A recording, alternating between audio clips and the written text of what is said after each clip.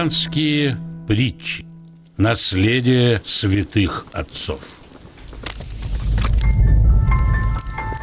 Вечное объятие.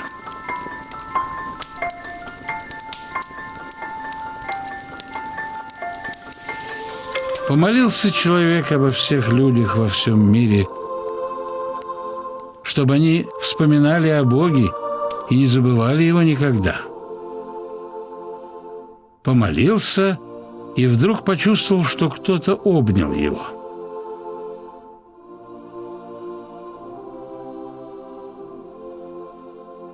Оглянулся человек — никого. Конечно, он так и не узнал, вспомнил ли кто на земле по его молитве о Боге. Но точно понял, что сам он вспомнил и никогда уже не забывал о нем, потому что это чувство осталось в нем навсегда.